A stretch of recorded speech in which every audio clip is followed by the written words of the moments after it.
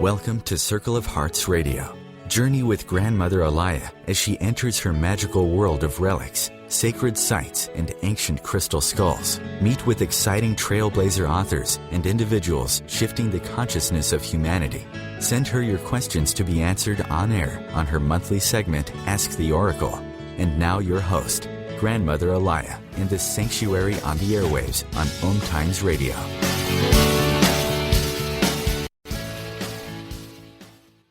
Welcome to Circle of Hearts Radio on OMTimes Radio FM. I am Allayah, your host for this hour. Usually, people that follow this program realize that I'm very interested in authors that bridge the gap between spirituality and science. Yeah, I'm trying to get my thoughts together here. Most of the people that we talk to are scientists researching, ancient civilizations. But today we take a journey. You're going to take a journey with me into the world of fiction. And it was inspired by a book. This book really is fiction, but there's many, many truths in it that help us process many of our thoughts and doubts that we're going through this ascension process. When I first saw this book, it was presented, it caught my eyes immediately. The name of the book is Strange Miracles, and it's written by Dr. Krantz. Now, just the combination of fiction and doctors and talking about miracles. I really wanted to connect with Dr. Krantz and see what this is all about. But before we get into this, let me give you a brief intro about Dr. Krantz. Dr. Larry Krantz is a graduate of Cornell University, where he was an honors English student, but went to study medicine, becoming a physician, an assistant clinical professor at the University of Colorado Medical School. He now writes fiction full-time and teaches creative writing. He is the author of Dreams of Atlantis and Strange Miracles. You can find his work on www.larrycrantzauthor.com and connect with him on Facebook. Welcome to the show, Dr. Krantz. Allayah, it's very good to be here with you. You are very interesting. You're an interesting combination, doctor, author, and really the title of the book really struck me. Strange, the Strange Miracles. And you have the other book, which I, started, but I didn't get to look at it too much because of the holiday, Dreams of Atlantis. As I asked you in pre-show, I often hear my writer friends say, if you're going to write a book, write something you know about. So it brings me to this question, Dr. Krantz. Is this book have more of you in it than maybe people realize? Is this part of your journey, part of your unfoldment? Well, I like what you said at the beginning about being in an ascension process. I feel that in myself and with mankind also. At least I'm hopeful that that's the case. Some parts of the body of mankind seem to be going downhill, going down instead of up into a more destructive patterns, but my concern is what's being lifted up. And I have had some experiences of perception, particularly that defy the usual scientific explanation. For example, I used to find when I would finish rounds at the hospital and drive to the clinic to see my patients, often a particular person, a patient that I haven't seen in some time, would pop into my head on the drive to the office. And then when I would arrive at the office and look at the schedule, that person's name would be on the schedule. Now, at first I thought that was a remarkable coincidence, but it happened so frequently I began to rely on it. So if someone came into my thoughts on the way to the office, I could almost be assured I would find them on my schedule, even though I had no prior knowledge as to who I would be seeing that day. So that's one example of a kind of perception that can't be explained in the usual way that I experience. And my writing is fiction, but it presents a leap in thought and a leap in possibilities for me and for us. What I'm noticing is, you're very in tune with, the world today. And it's through your own practical experiences that you're able to bring, your written word into a form that people can relate on. Because a lot of people, as I was talking to you earlier, they don't want to get into the heavy energetic sciences right now because they're questioning things in themselves. People are open-minded. It's not so much that closed boundaries. Even though the world seems chaotic, it's because there's many open-minded people pushing those boundaries away further and further so they can understand the whole picture. And in medicine, as a former nurse and someone that has, gone into energy medicine, um, people are ready for this. So your book is fiction, and I read it though, and it's really very enjoyable. But Glad to hear that. there's so many truths to it. Can you give a brief synopsis? Just so people can get a feeling of what the journey of this main character in the book is. Well, in this book, Strange Miracles, there are two main characters. Now, one is a woman who has perceptive abilities that grow until she becomes quite adept at perceiving things inexplicably at a distance. And the other is a doctor. As you said, it's good for people to write about what they know, so I wrote about a doctor, but this is a doctor who discovered he suddenly had the ability to heal people in a magical way. And this ability also grew as he continues along in the story. And there are those who wanted to misuse his ability in different ways, and his own integrity wouldn't let that happen. And so there is a bit of conflict, which is a good tool for authors to use, challenges to place in front of your heroes and heroines. And there's a question of how it'll end up, which side will win, and what the ultimate resolve in the story will be. What had drawn me to even your other book was the ones about Atlantis. And like I said, definitely when I have a chance, I'm going to read this. It's because it seems very reflective of your own opening up. It's we're learning that medicine and people are realizing that there's something more to healing, and it's more of a personal journey. And that's what it seems like. The main character, who's a doctor, is like all of a sudden he's following this routine, and then something happens. He starts questioning himself. Why? How did this happen? Should I do it? And then you bring in the element of power, which is, I think, when we develop an extra sense or another quality to our life, we go, what do we do with this? Do we do it for ego, for self-satisfaction, or do we do it for service? So this is what I got out of your book. Anyhow, I don't know if you meant that, but that's what I got out of it. Well, I think that's a point that opens up a whole interesting line of conversation. I'm fascinated by what the possibilities are now, but also what may have taken place prehistory. You mentioned Atlantis, Lemuria, things like that.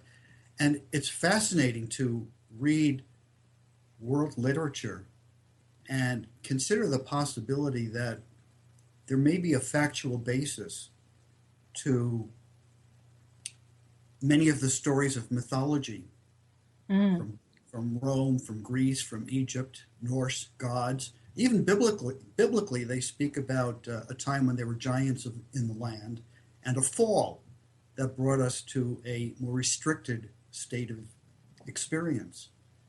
So, to me, I think there is, I like you, I don't want to put limits on what's possible if there is to be an ascending process, moving out of what could be called a fallen state to something else. Yeah, I think, like I said, for a piece of, I'll put it so-called fiction, I think there's a lot of you in this. And a lot of your own, journey, and not per se that you put it in there, but maybe your intention was to open minds. Absolutely. I think we do need to stretch the boundaries of our imagination and be open to new possibilities. I've seen tremendous changes in medicine in the last number of years. When I first started practice, husbands weren't allowed in delivery rooms. You couldn't talk about holistic health or energy medicine or anything that sounded too spooky to anybody else. But so much of that has changed, and people are so much more open.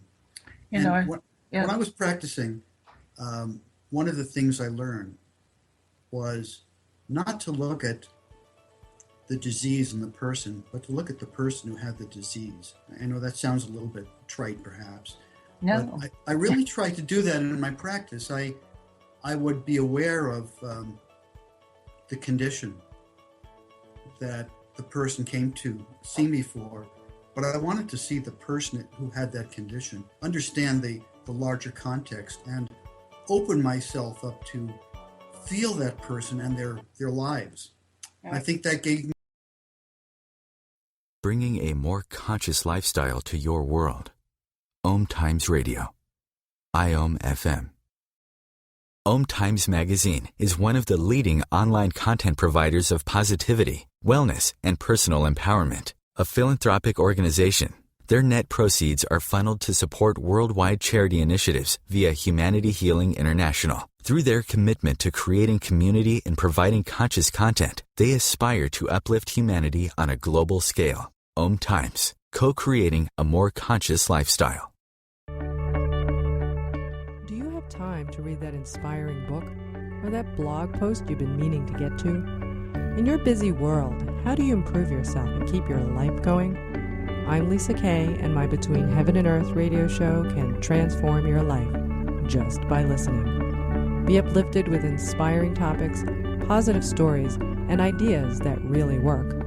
Between Heaven and Earth Radio is conscious living for your soul, every Wednesday at 4 p.m. Eastern Time.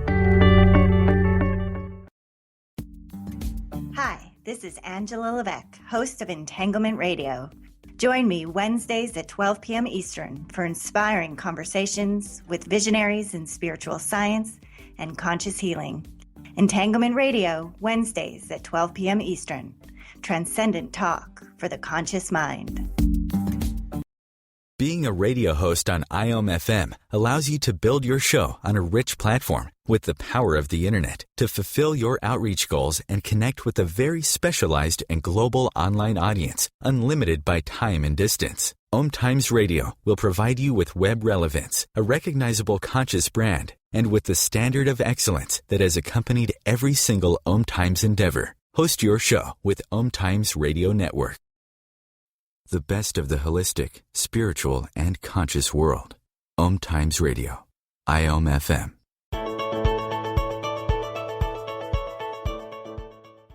Back with Dr. Krantz, and before the last break, I was really interested when you were discussing your career as a doctor, because you're really, from my perspective, and probably you're very much ahead of your time in being open. The fact that you said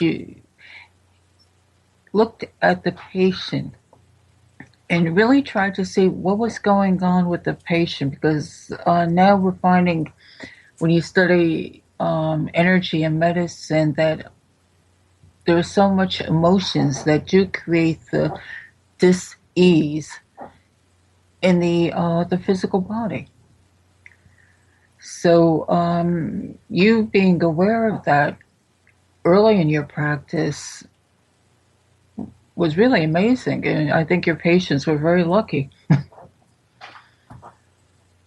I know that you've been working with energy medicine, Allayah, and I did too. I do.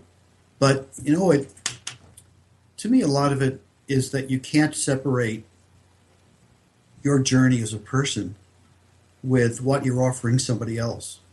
So I've learned, as you probably have, and your listeners, that to really be able to perceive what's going on in the world or in somebody else near you, you have to develop some internal stillness. Because if your own mind is racing about 30 things, your shopping you're going to do later, and your heart is disturbed by something someone said or something else going on, then your perceptive realm is cloudy. Mm-hmm. So you need to develop a point of stillness in the moment to be able to receive what's out there without it being muddied by your own thoughts and emotions. And I found when that happens that it's very extraordinary, the sensitivities that you may have. One could almost feel energy being transferred back and forth. And for me, people would come to me with their problems, so they would be disturbed about something. Mm-hmm. And I felt a lot of what I did was not so much prescribing some medicine or exercise regimen, but letting them feel my stillness.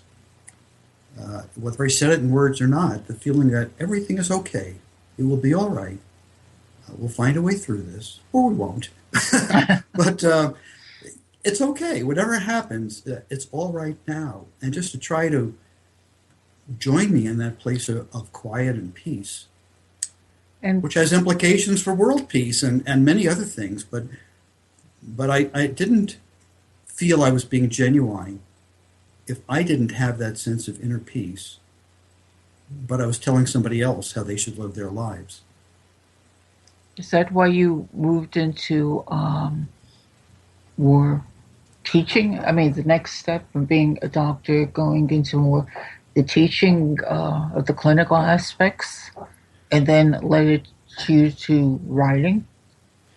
Yes, definitely both. I've traveled the world pretty much speaking about holistic health and the kind of things we're talking about today. Spent 3 weeks in India, been to many places where I found people were very open and receptive to talk about these things. And for me, the writing is just another avenue to reach a different kind of audience. And as we were saying before, I think it's wonderful to encourage people to open up their minds to new possibilities. I do think the world is changing, and who knows what will happen in the days ahead. Well, actually, one of the questions you had, put for me to consider is about looking at was history teach us about miracles? And when I read that, I was thinking, well, let's go back to the ancestors. So let's go back to the shamans. They looked at people as people.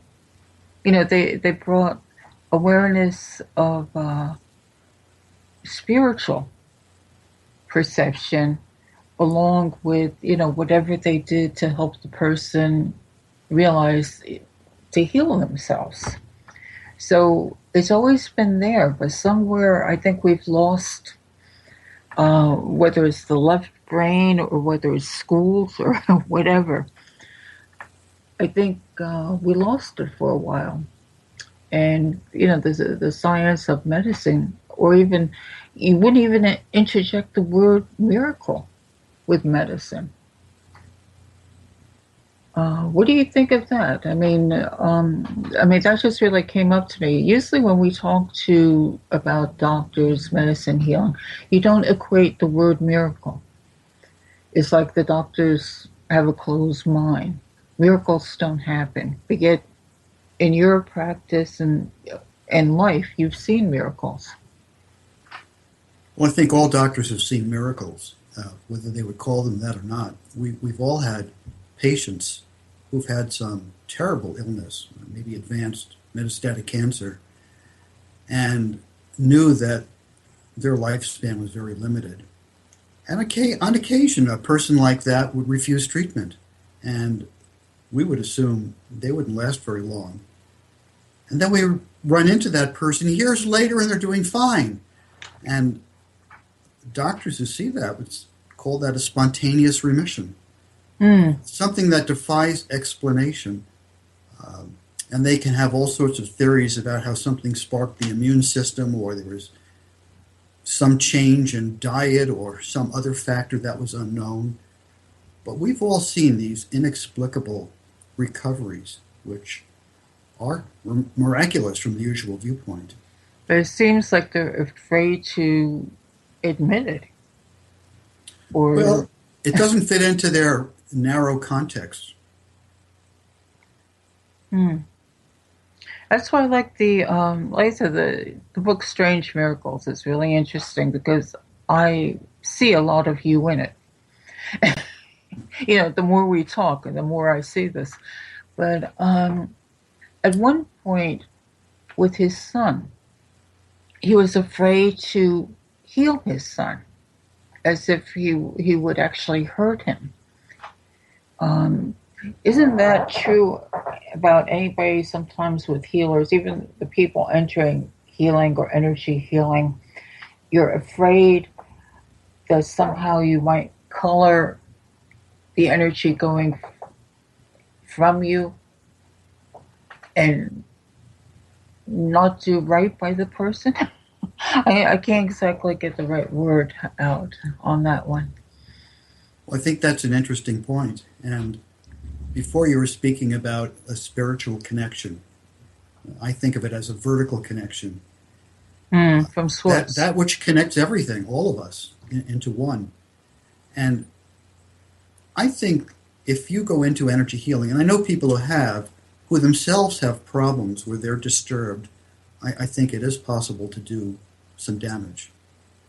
So I think it's important for anyone going into this area to do an honest self-evaluation before you become intimate in the sense of energy work with somebody else, to let your energy field interact with theirs in a specific way. Yeah, so that you're clear as you can be, and you do the best you can. I noticed when you were talking about how you dealt with your patients and the interaction of energy, it was sort of like opening a heart-to-heart talk. As people felt more comfortable and supported by you, their heart energy opened up more, and they were more willing to heal. I think it's true. And I think that's how we would like to really connect with each other, and no matter what we're doing. On more of a genuine, heartfelt basis, not all this surface stuff that usually goes on between people based on the ego, and whether you have the upper hand or you're being insulted or how you fit in with somebody else's view of you. It's getting back to your genuine self and trying to connect with the genuine self of that other person that I think is the real challenge. And isn't that part of that shown in your book? I know I keep bringing the book up, but like I do see, as you talk, I see parts of it in there about when the doctor and his son were contacted by that mystery school, for lack of a better word, to learn to open himself up more, which he did hesitantly. But the mystery school was more of a sense of power. So again, you have this thing of opening up your abilities, which people are facing now as they're opening up their minds. They're realizing there's more to themselves. So again, it's a struggle of how do I use this energy? Can I be used by other people? Can my talents be used by other people? And was part of what was presented in this book, Strange Miracles. Well, isn't that interesting? Because, in my view, as you look back to the golden age described by many cultures and religions, there was always a description of people who had great power, and they misused that power. Mm. Whether it's, in the Bible, eating of the tree of the knowledge of good and evil, or however it's described. So, I think there is a strong possibility that beings on this planet had great powers which were misused, and some of these powers were taken away.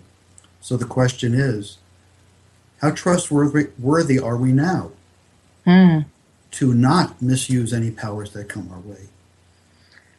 That's why, like I said, I brought up that section of the book because this is what the character faces. Yes. When even the thing about, what was it, a cat or was it a dog that was dying? And, the people, powers to be in the schools, told this doctor, okay, I want you to, euthanize him with your abilities. And he was in that conflict. Why should I? Or how should I? Yes.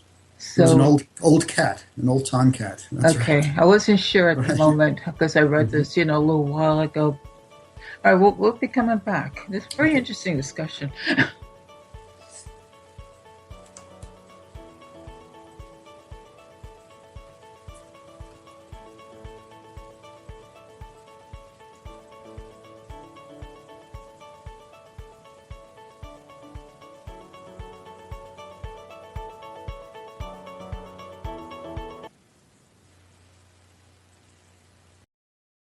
The best of holistic, spiritual, and conscious world. OMTimes Radio. IOM-FM. The number one reason girls drop out of school in sub-Saharan Africa is lack of access to feminine hygiene products. The Pads for Schoolgirls Project, an outreach of Humanity Healing International, is changing this paradigm by setting up sewing programs at schools, teaching girls a vocational skill, while producing the reusable pads that help keep them attending classes. The girls pay it forward by making and giving pad kits to other girls in need. To learn more, visit humanityhealing.org. Humanity Healing is where your heart is. Join Elliot Jolish, the business therapist, each Tuesday at 5 p.m. Eastern for the Elliot Jolish Hour, as he interviews business experts on your behalf. And you're invited to email your business questions to questions@ecjgroup.com for answers, live, on air every Tuesday at 5 p.m. Eastern on the Elliot Jolish Hour. Do you want to be a better communicator? Do you want to better connect with the important people in your life? Do you want to enrich your relationships? If so, join me, Matthew Cooper, on the Positive Control System Show every Wednesday evening at 11 o'clock p.m. Eastern Standard Time on OMTimes Radio. I'll meet you there. Host your show on IOM-FM, the radio network of OMTimes Media, one of the more recognized brand names in the conscious community, and is backed by the extensive marketing reach of OMTimes. Hosting a show on IOM-FM immediately connects you with our extensive dedicated community. The Real Conscious Connection. OMTimes Radio. IOM-FM.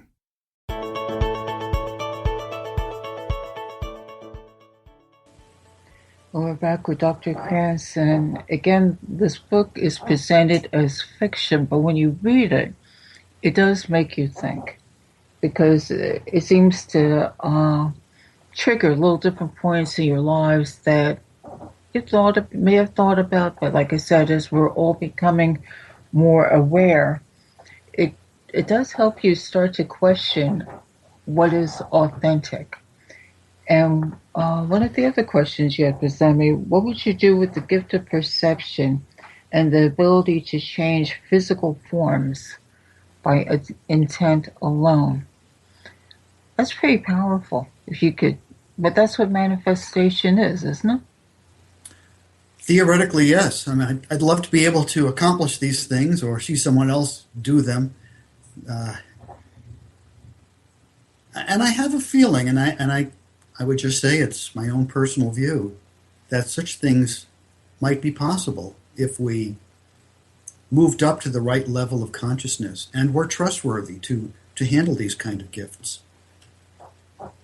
When we, I think, an important point that you keep bringing up is to be authentic. Not to be influenced by outside perceptions or maybe by society, period. To start to go within and really decide what is right for you.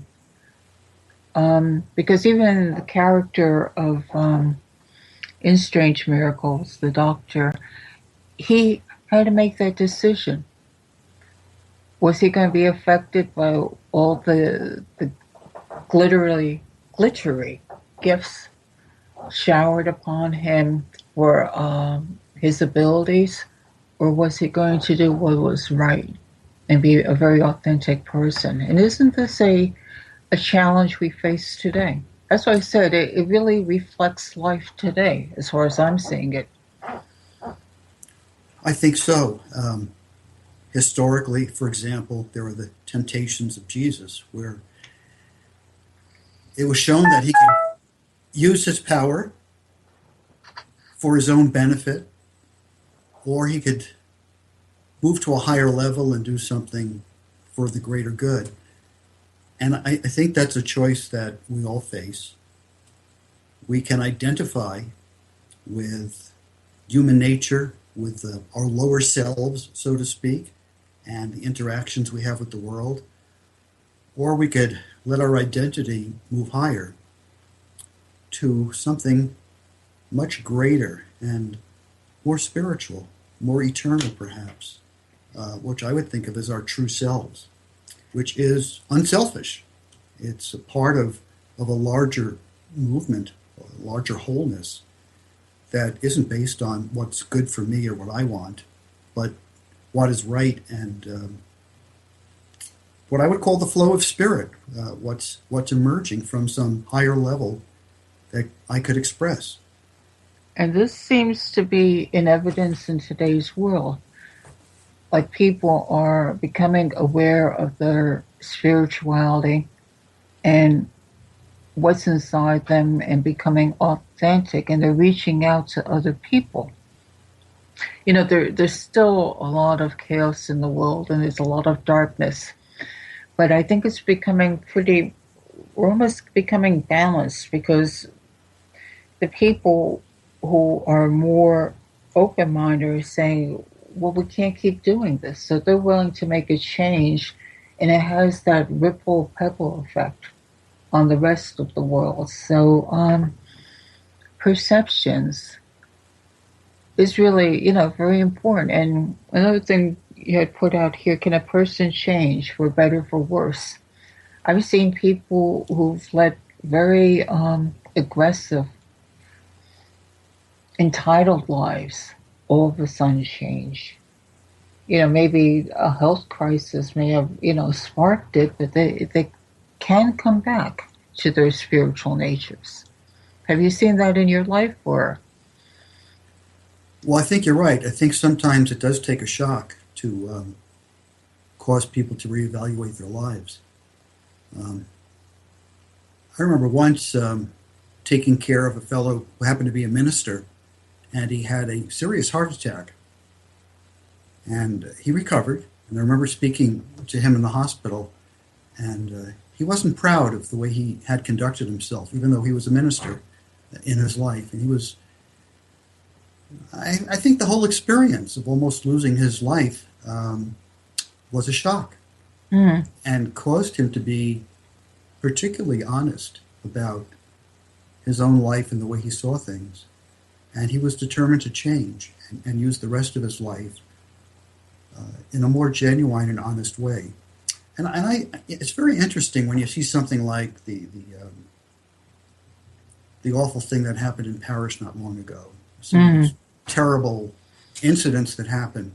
It seems to be the worst of mankind, but yet it lifts up something in other people. And you saw after Paris, various ones hugging, wanting to give, something rising up in them of character, of compassion, of understanding, saying that they refuse to be ruled by fear and hatred, but more by love and understanding. So on a mass consciousness level, it seems the world needs that shakeup. Just like on a personal level, sometimes a health crisis or almost losing your life causes what some of us term as near-life experiences, which are similar to near-death experiences, except you haven't gone over. Yeah, good way to put it.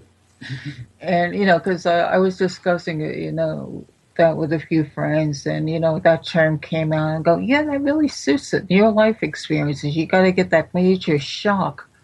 And then you go, oh, wow, there's really more. And it's like a light bulb in the heart and the mind, and people start looking, the perceptions change. So, again, it's the collective awareness is becoming aware. So that's pretty cool. I mean, it's a hard road to travel, but, you're seeing it in the medical field, and changes all over the place.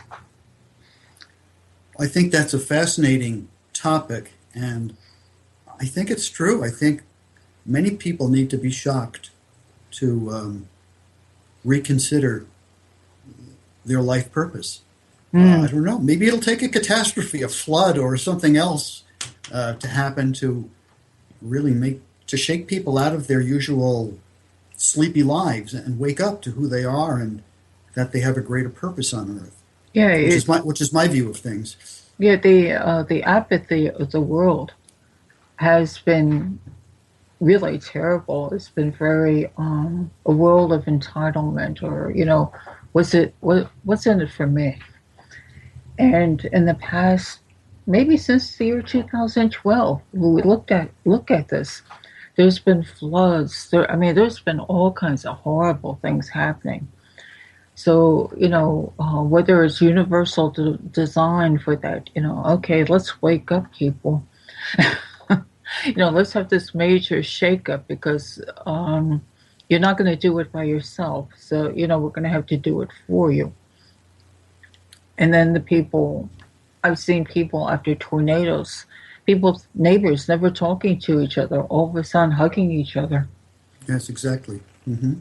So it really, if you can step back and look at it, it's really interesting. Like I said, I really liked your book because, I'm not just saying it because I brought it on. I appreciate that. It really, it caught my eye when it was, presented, and I'm going, this has a message. Yes, you put it fiction, but when you read it and you start thinking, putting parts together and relate to your own life or your own perceptions about medicine or, outside influences, using people, for their talents. You bring a lot of good subjects to a head that, and that's why I wanted, to bring you on, and the book, and, your journey and stuff. So, people get a heads up. Okay, let's read this. I don't have to sit down and read a book about energy medicine, but I can get something out of this one. Well, I'm glad to hear that. Yeah, no, so I've always followed guidance, and when something, hits me, smack in the face, I'm going, okay, let's look into this. And that's what happened with your book. So I was really pleased, when you were able to come on and discuss things, because even talking about listening to your voice and people listening to some of your journey and some of your ideas, they can see there are people in the medical field that actually do care. Because I think a lot of doctors go into medicine with open hearts, and then after you get in school, something happens. I don't know what it is. Well, that's true. In medical school, the first 2 years, a lot of the students are very idealistic. And then you go on to the wards and you see all sorts of terrible things, terrible situations, gunshot wounds, and some of the worst things you could imagine.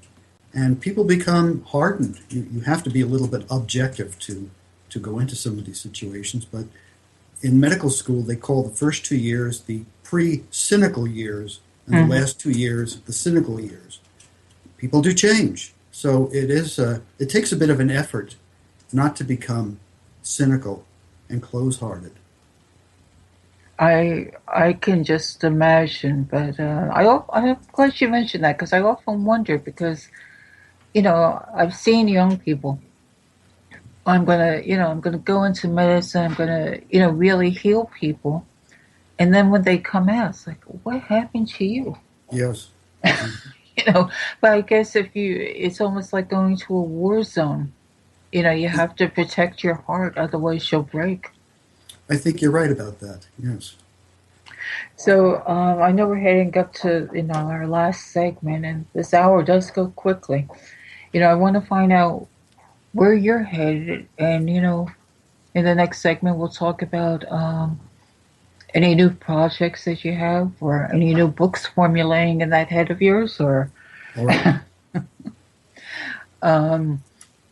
Do you enjoy, before we go, do you enjoy your teaching creative writing? Oh, we'll have to go on that in the next one. Okay.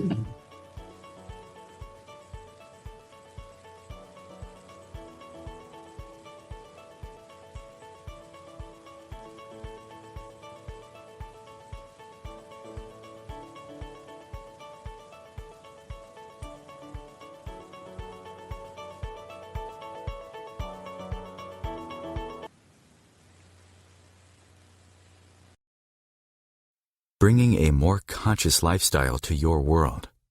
OMTimes Radio. IOM FM.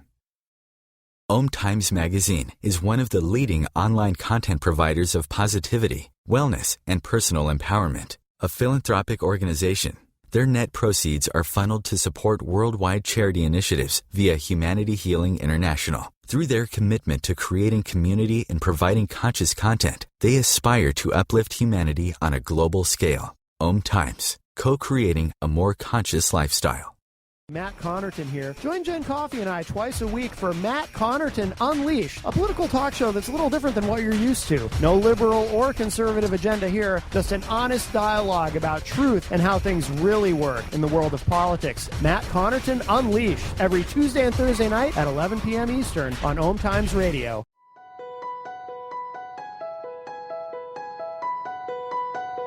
Hello, I'm Miriam Knight of New Consciousness Review, inviting you to my new show where I interview the rising stars of the conscious awakening. We'll explore the many faces of consciousness and action and intriguing perspectives on life, the universe, and everything in between. Join us each Wednesday at 2 p.m. Eastern on the Rising Stars Show. Being a radio host on IOM FM allows you to build your show on a rich platform with the power of the internet to fulfill your outreach goals and connect with a very specialized and global online audience, unlimited by time and distance. OMTimes Radio will provide you with web relevance, a recognizable conscious brand, and with the standard of excellence that has accompanied every single OMTimes endeavor. Host your show with OMTimes Radio Network. The best of the holistic, spiritual, and conscious world. OMTimes Radio. IOM FM.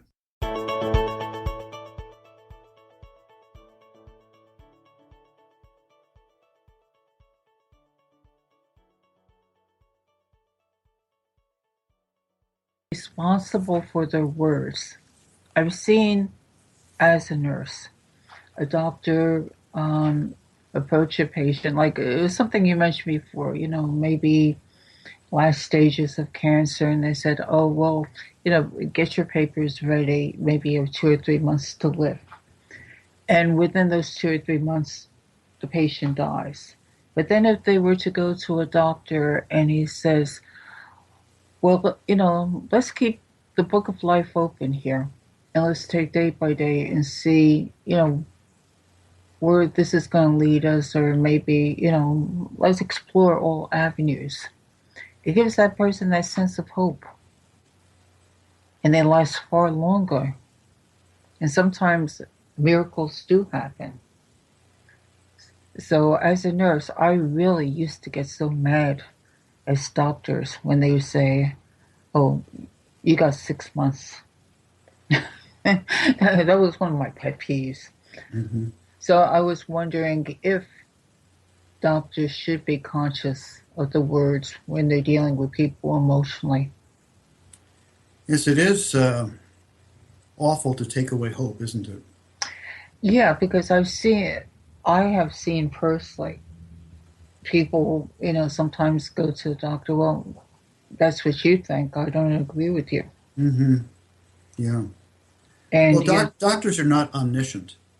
They don't know with any certainty what's going to happen to a patient. Mm-hmm. They may have a background that says, well, given your age and this situation, this is possibly what's going to happen. But I agree. Who knows? And why take away hope from people? Yeah, I just figured, even if, like you said, maybe all the signs are not pointing good. Age, their stamina, the whole 9 yards. I totally agree with you on that. But I firmly don't feel about taking away hope for somebody. I'd rather see that person live those days, whatever they have, with that sense of hope, mm-hmm. than sense of, well, I know, I guess it's the theory, well, it's better to be prepared and not to expect. I've always been, why not expect the best? Why not expect miracles in life? I've done a lot of work with hospice, and it's often a great honor to help people through that transition. Yeah, I was telling you, I was a hospice nurse. The people who work in that field need to really know how to listen. Not impose, but really listen and be there with that person to help them through it. Mm. Because even in the hospice, being clairvoyant, it was a unique situation because I was able to see it as a soul journey. When birth happens, it's spirit being born into form. When the form is deteriorating and going toward transition, they're actually being rebirthed into spirit. So it's but it's sort of like a journey of the soul at the time. And like you said, people should not put any preconceived, but just be there and listen. I think that's very important during that particular work. I think there is a relationship between birth, and I've delivered a lot of babies, so I know the magic that happens when a baby comes into the world. I think there's a similar magic that happens when a person leaves the world and moves back to whatever experience they're moving toward. There's a release of it is. One could call glory, just a feeling of release that's wonderful. Like you said, the miracle birth, you see the woman in labor, the energetic, bringing through and, coming out, the child. And then in hospice, it's interesting. It seems like the energy starts from the feet. And as, things slow down, it goes to the crown chakra. It's sort of that rebirth. It's a fascinating cycle. I mean, that's a whole nother discussion right there. It is. But they're both transcendent experiences, aren't they? Yeah, they are. And at the end, with the with the labor breathing being transitioned is almost similar to a woman's labor bringing forth. Mm-hmm. But anyway, what other projects are you, have you just decided you're going to take life easy, or what are you getting into now? I write every day. I love to write. It's a wonderful creative outlet, and it's, as anyone who does anything creatively, it's very fulfilling when you produce something aesthetically that's satisfying. And I write with a purpose, as you mentioned.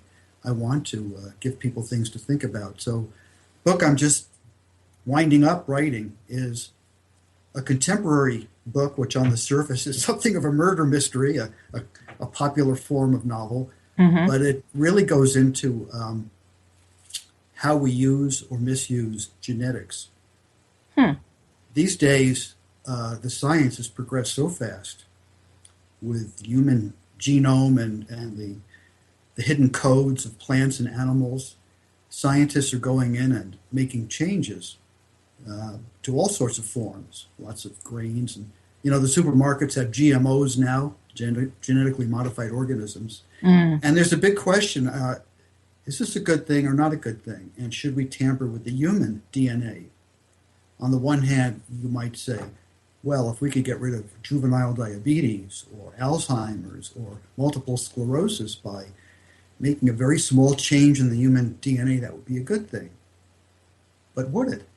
Should we tamper with this area? And what would be the long-term consequences? So my book is a story about that and people who take it a little bit too far. And I raise ethical and moral questions about what we should be doing with our genetics knowledge, which makes for interesting reading, I think. It sounds like I said, it seems like part of your, like I mentioned, Soul Path.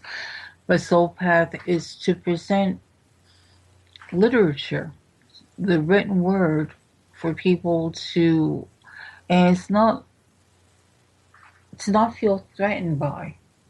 It's, you put it in fiction to be entertained by, but yet you have the underlying purpose of getting people to think. I don't know if I'm expressing that right. I'd never be a writer. But, it seems like, it's not pure entertainment, your books. They are entertaining, yes. Well, I think you can talk about any of the arts that way. Movies, dance, music. They can bring you down. They can be, disturbing, the words used, say, in some music. The plots of some movies can bring you down, make you scratch your head, or they can be uplifting and help bring you up and let you think about things in a different way. And so that's definitely where my heart is. Yeah, bringing things to awareness in a very non-threatening way. Yes. By fiction. Do you teach this to your students in creative writing? I do, and it's a lot of fun working with young writers and encouraging them along, seeing what they come up with. Very different, all of them, very, very unique and different. Children's stories, horror stories, whatever their interest is. But I want to teach them to express themselves better. But underneath that and everything I do in life is the interest in uplifting people, part of this ascending process that I think mankind must undergo, or we're in a lot of trouble. Yeah, but I think we're all hidden, what my heart says is I think we passed a major marking point of where now we're all headed in the right direction. It's still cycles, ups, downs, but, I think we're seeing life for what it is. And everybody's input, whether it's writers or teachers or the medical fields or even, the radio, and like on OMTimes and stuff, to get people thinking. Because once they start thinking and becoming authentic in their thinking, not accepting other people's ideas, but, maybe other people's ideas will trigger them, but come up with your own. So, I agree with you completely, Allayah. It's wonderful to use this form of this radio show to help people become more conscious in whatever way we can. Yeah, I think the internet radio, of like-minded people, it's all adding the supportive energy and getting people thinking. So people can find you on your website, which is www.larrykrantz.com, and you're on Facebook also? Yes, Facebook, and my books are available at Amazon.com and Barnes & Nobles, I suppose. So that's good. I'm really, this was a very interesting talk because just to get both sides of the situation, so I could pick on a doctor. Okay, why are you thinking this way? What's wrong with the medical society? You have a good example of, being authentic and, where you're going. Okay, how can we change? Or it would be great in the medical institutions if they taught courses. Mm-hmm. Yes. So, so I hear the music. I really thank you, Dr. Krantz. This was very enjoyable. Good to be with you, Allayah. And we'll be talking to you again soon. And I'll send you the podcast on your email. Okay. Okay? Okay, bye-bye. And this is Allayah, and so we'll talk next week. Have a beautiful... Okay, bye now. Bye-bye.